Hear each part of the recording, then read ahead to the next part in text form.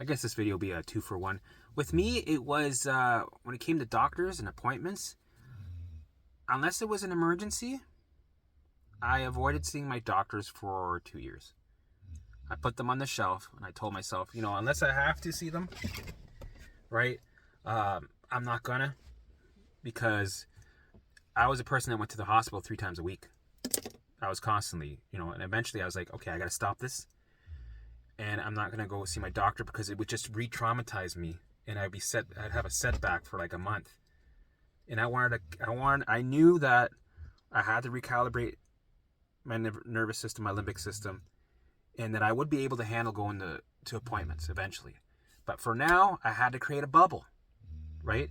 So, and I knew that if I were to go to a doctor's appointment and they were to run some sort of test and, give me some sort of label, or even the process of waiting for a test result or getting something done, checking my blood pressure, checking my heart rate, or having a meeting with my specialist for my ulcerative colitis, I didn't want to deal with that because it would just put me in through setbacks. And I at the same time, I was going to the hospital 3 times a week because I was feeding the reassurance monster. Because my alarms were so loud and so strong that it was always convincing me that there was something going on with me, that this is going to explode, I'm going to die, you're going to need surgery again, this is going to be, all the what if thoughts felt so real that I bought into them, and I was in the hospital all the time. And I had to stop that. So I did. And I decided, you know what? I don't want to re-trigger myself by going to my doctor if I don't need to. And I'll go see my doctor once I'm fully recovered. So I put it on the shelf, and I didn't see my doctor. But at that time, I was dealing with symptoms that are coming on, and my teeth were very sensitive. So, the dentist for me was also scary. I didn't want to go on antibiotics I had a lot of what if thoughts. I'm like, hey, if they're going to pull a tooth out or something, that means you're going to go on antibiotics, and then you're going to feel like you felt when you first had your perfect storm. Because at the time, with all the food sensitivities, if I ate a piece of bread, my teeth would hurt. Or certain types of food, my teeth would hurt, and my teeth would feel really weak, like they were gonna, like I could almost like just pull them out. It felt like they were so weak that they couldn't even handle eating a slice of toast, right? So I went through the ups and downs of having my teeth hurt and feeling weak, right? And then they would bleed for no reason. And then and they were weak because I would eat something and they would chip and crack really easily. I'm like, man, what's going on? I got like no strong teeth. What's going on here? So, I remember I ate a pork rind, I made some pork rinds, and I ate it, and it was really crunchy. It was really good. And it cracked my tooth. And I had to get it fixed because it started to get agitated. So I'm like, fuck, I want to avoid dentists, doctors, and specialists.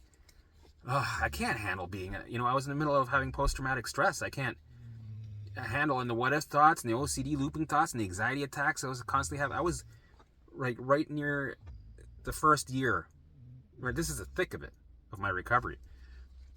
I'm like, okay, well, we got to go. So I called them. I'm like, yep, let's make an appointment. So I made an appointment, and I told them, I warned them, I'm like, can you not give me too many, needles or whatever, because I might react to it, right? And I had a lot of anticipatory anxiety, and I told them, I have a lot of anxiety, I have post-traumatic stress. And they're like, no, we'll make it comfortable for you, you'll be fine, right? And they wanted to give me x-rays, but I didn't want x-rays because I thought I was going to react to them, because at that time I was sensitive and reacting to everything. So then I went in, and they were super cool. They gave me this ball that I could, hold on to. So I was like fucking destroying this rubber ball. I was like, just so you know, just keep going no matter what. And I said, is it cool if while you're doing this procedure that I sing? Because, it calms me down. And they're like, dude, do whatever you gotta do. We don't care. You'll be fine. We got you. I'm like, okay, so don't think I'm crazy or nothing. I just got I got post-traumatic stress right now. And I'm on I'm doing the program right now. I'm going to get better.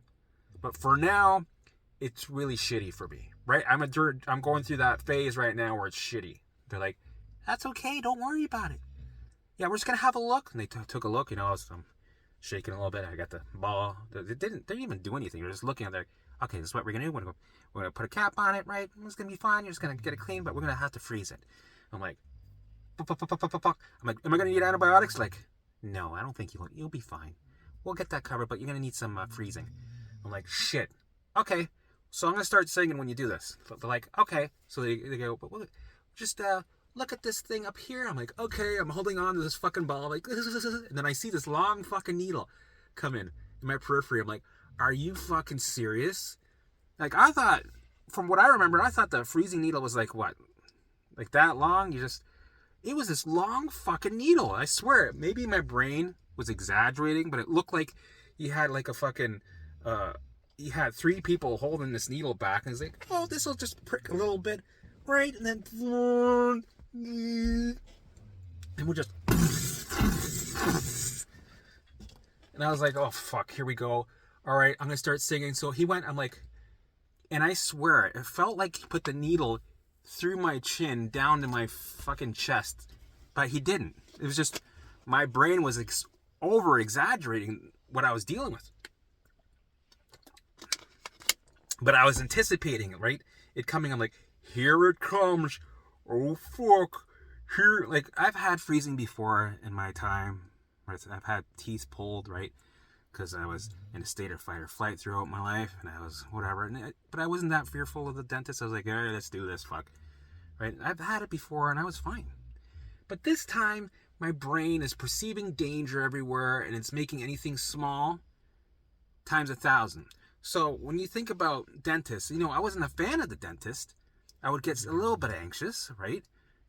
Most people are anxious about the dentist. A normal person is usually anxious about going to the dentist, right? That's a normal consensus. So imagine me going there, and it's times 1,000. So I'm anticipating this needle going into me, right? And I'm like, here he, and it feels like time is slowing down, and my brain is super analyzing this needle going into my mouth, and it's like, right, analyzing,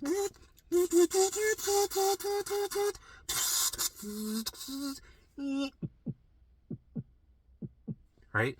You can see like CSI, my heart going, right? So then he gets in there, goes through my skin, and goes even deeper, like, oh, don't worry, don't worry, just a light little prick, right? I was like, now I started going,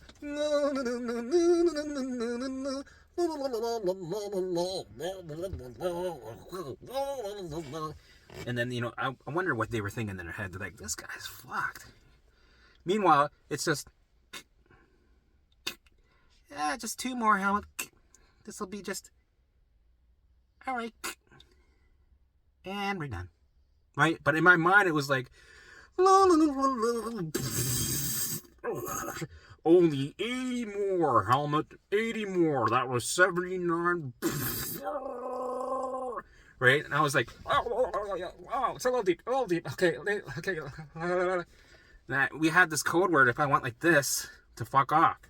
I didn't say fuck off. I said, so if I go like this, if it's too much, just back off a little bit. Give me a little bit of space. Right? And the thing is, I went like this, like that, right? Because it went in my gum. It was going deep, and I thought in my mind it was too deep, right? And I thought it hurt, but it didn't hurt. But I thought it did, so I was like, and he didn't listen to me. He just kept going. I was like, oh, this motherfucker. But then I'm happy that he kept going, because if I would have told him to tap out every time, we wouldn't have got this done. So yeah, it was, when you're sensitive like that, it becomes a traumatic experience, right? And this could be the same thing for anybody going through the doctor's office for an appointment check, right? Where you got to get your blood pressure checked, and then all of a sudden you get it checked, your blood pressure goes through the roof. Just know that blood pressure is regulated by your limbic system. Like, sometimes things are just all over the place. Nothing's making sense, right? So when you're getting you're an appointment and you see the doctor, your limbic system is going to perceive danger, and you get all kinds of readouts, and then you get the labels, and then, that makes life really uncomfortable, and then you loop on the thoughts. Then life gets really uncomfortable, and you start to loop on what they're telling you, what you're experiencing, And for me, the whole experience in the dentist was, it could have been worse. Actually, now I think about it, they understood what was expected. I started singing through the whole process, right? Like, okay, Helmut, we're just gonna, all right, that should be, what does that feel like? Okay, let's get going. Right? And I'm like, then they get the thing that sucks up.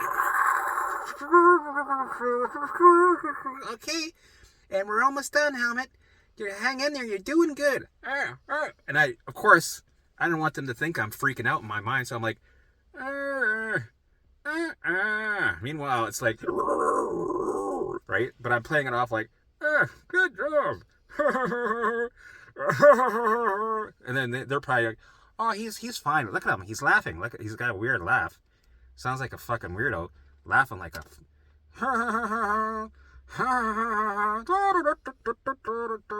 If I was a dentist, I wouldn't be able to help myself. I'd be making fun of the guy in my head. Sorry. So it was done, and I'm shaking, and I'm in a survival state, and the room's kind of moving on me. I'm dizzy. I'm fucking dizzy because I'm so fucking shook by this. What just happened? But I knew, I kind of rehearsed it in my mind, and it could have been worse. So throughout the day I was in a state of fight or flight. So they fixed my tooth. I had to sit in my car for 20 minutes to get a little calmed down, let it do its thing, let it freak out, let my hands shake. Right? I couldn't even think of what do I do first. I turn the key first, or I go, oh fuck, I'm a little fucked up right now. I was dizzy, right? I'm like, maybe I shouldn't drive right now because I'm a little dizzy. This was a lot, right? And then I took 20 minutes. I calmed down somewhat. When it came to scale of 1 out of 10, I was sitting in the car. I was probably sitting at a 7. And I was like, all right, I'm near a 5. Good enough. Let's go home. Let's go. Tooth's fixed. Fuck it. Let's engage. Let's do my visuals. Let's get back on track, right? Because I love doing my visuals. Get back on track. And that was it. That was my dentist episode of getting my tooth fixed, right? And the more I recovered, the more I healed, the less tooth pain that I had. All those tooth sensitivities that I had, poof, gone. I could eat chocolate every day for 2 weeks and not feel any sensitivities. My teeth would be strong, right? I could crunch on a piece of steak, on a bone, or on pork rinds, and destroy them nuts. I was fucking, right, destroying all kinds of bones and nuts and seeds and fucking like nothing, right? And my teeth were like, give me more, let's do more, right? No problem. But so now I could totally understand how the limbic system, how your nervous system, when you're staying in fight or flight, it affects everything, and it affects your teeth. So when your bucket's full, your alarms are ringing, and your baseline's at 1,000, right? And your limbic system is running a survival program. It can affect anything and everything in your body and mind. Both of them, right? When you're overwhelmed and the brain's sending alarms, you can get symptoms anywhere, right? And these are real things, right? My teeth felt like they were weak. And I was getting infections, I was getting pains, the teeth were cracking, right? I was getting all kinds of things with my teeth. And now they feel strong. All those issues are gone. Just like everything else with my body and my mind. Gone. Regulated, nervous system's regulated, bucket's empty, baseline's at 0. We're good. Everything's working in unison. And when something does happen in life, because it will, life will happen, your bucket will get a little bit full, your baseline will go up a bit, but it'll empty out again. Because life will throw you curveballs, but you're better equipped to handle it because you got the tools, experience, right? And you've maintained a nervous system. Right now you're maintaining a nervous system that's at 0 and able to handle anything with ease. Right? All the systems in your body are working with ease, right? Alarms are off. It can process things with ease. Everything's working beautifully.